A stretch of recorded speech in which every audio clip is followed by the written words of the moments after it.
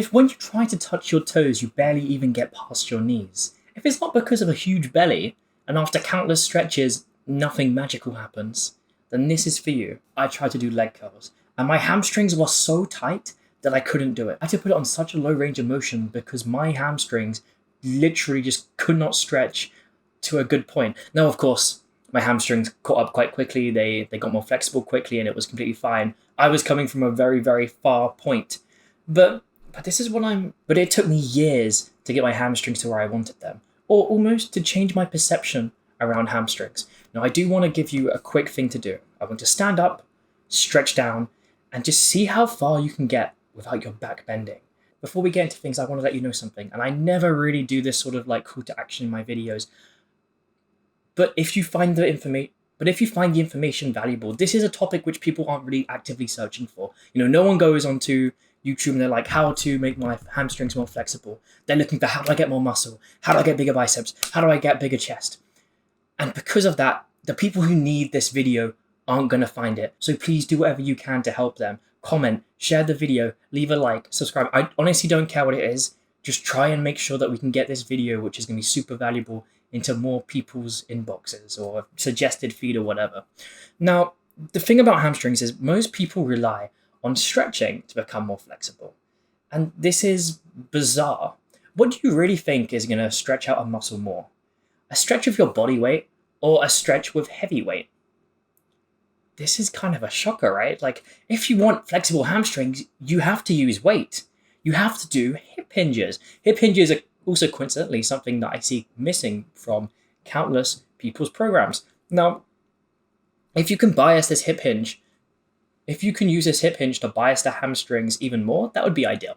You don't have to do that, but something like a stiff leg deadlift would be incredible because you're pretty much focusing on leveling the hamstrings and using the hamstrings for hip extension.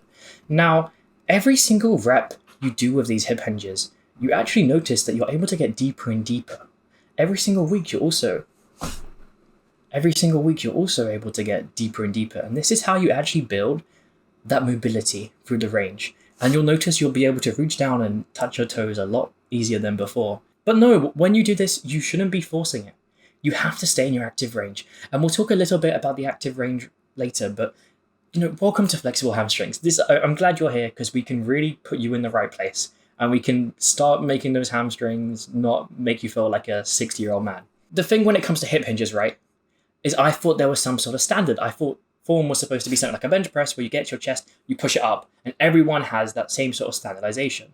And then I thought a little bit longer, and especially with the bench press, I noticed that may be true.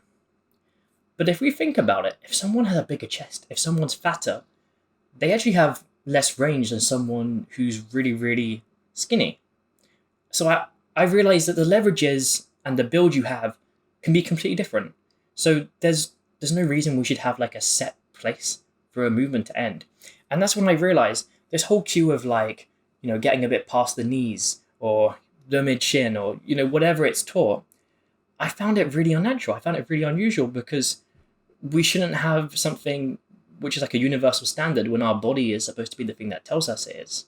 And, sometimes I do still have this fear that I'm not going as deep as I should with something like a hip hinge. It's, I shouldn't really feel that. And you definitely shouldn't really feel that. So we need to work in the active range. And the active range is basically the part where our muscle is actually working. So with a hip hinge, when we're actually pushing the butt back, that is when we're using muscles. When the butt is kind of stationary and the weight is continued to get lower, when the butt's stationary, it's not going back any further and we're able to still continue bringing the weight down, then we're no longer in our active range. We're just letting the joints kind of take over. This is why people get lower back soreness, because they're putting a ton more pressure on that area of the body because they're not actually doing the movement correctly. So this is why you need to actually be working out in your active range. Push your butt back as much as possible, but when it stops, you stop. It doesn't matter if it's, not past your knees yet. It doesn't matter if it's not touching the floor. That's when you stop. And I want you to actually open your, workout app, whether it's Strong or I don't know the other names, but I want you to put a note under your hip hinge. If you're doing one, if you don't, then you have to add one. But I want you to put a note saying, stop when butt stops. Something along the lines of that you would remember, because you need to make sure you're doing that. And this whole idea of stretching, it's absolutely absurd. It really is. It convinces people that they have to spend ages doing these sort of stretch routines, one in the morning, one at night. You've got to keep doing this. You've got to get more mobile in certain areas. And these really aren't necessary unless someone has extremely bad flexibility. Like when I first started in my hamstrings, I wasn't able to do leg curls. That's the sort of person who would need this. But as you keep going further, these things aren't necessary. You don't have to keep doing it because the weights, like a squat, is one of the best weighted stretches. You don't think that bottom position is a weighted stretch? Look at yourself. Your quads are basically touching. Your ankle is, all the way into, I think it's called dorsiflexion. You can look that up if you don't trust me. And the people doing these sort of flexibility, mobility, stretching channels or whatever, they're people who genetically are super flexible. Or they're people who have continuously worked in this craft. And the ones who are good, for example, Knees Over Toes has insane flexibility, they actually market it differently. And they use weight. So that's a bit interesting. I want to think about that. But the people who build this flexibility, who don't have a genetic gift, it takes them years and years and years and years because it is so inefficient to build flexibility with your body weight because you have to continue doing it. And the 1 week you don't, you go back like 2 months. And it's to keep doing it and doing it and doing it. And you get like tiny little millimeters each time you do it.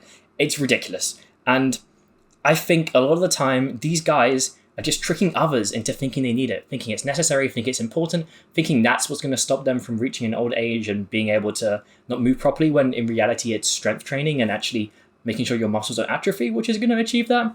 And it just comes down to, tight muscles are a sign of imbalance. If your back is what am I doing? It's probably all this steam. I've got like something which like makes my room smell nice. I don't know. It's probably gonna ruin the video, but it's probably gonna get some like comments too, like, "Whoa, Bruce hitting the shisha." Was like, anyway. Tight muscles are a sign of muscle imbalance. If when you're benching you can feel your back be super, super, super tight, it probably means there's either a problem with your back or a problem with your chest. You've got to work out which one of the two it is. You've got to get the area stronger, and then it goes away. Like you've seen the tons of videos on posture. Posture remains to be just your muscles being balanced. Someone who has perfect balance in their strength will just stand perfectly. Their posture will be perfect because their muscles are perfectly paired. And this makes the whole like, watch this video to get perfect posture, do these stretches 10 times a day. It makes you realize how like stupid that is. It really is quite stupid. I'm not saying don't stretch, especially if you're new, it could be worth it, but people end up feeling like this is like necessary, and it really isn't. It really isn't, man. If you do want to work out which areas you might need extra work on, whether that be weighted stretches or stretches in general, in the comments there'll be a flexibility sort of test, and this will kind of bring up any red flags you may have. If you go through that, you can take note of any areas to fix, and then you can create a plan to fix it. But in the end, just hip hinge. Just hip hinge, man. And if you remember the thing we did at the beginning, if you comment where you got to on your body, that'd be awesome. And then you can come back in a month after doing this, after following my plan, and you can comment where you got to. And what this will do is when people come to this video, because we're gonna try and make it do as well as possible, because we actually want people to get this information. But when we do that, they're gonna go into the comment section and they're gonna see a bunch of social proof. They're gonna see people saying, "Yeah, this works. I was able to get an inch deeper than last time." But you get what I'm saying. So thank you very, very much.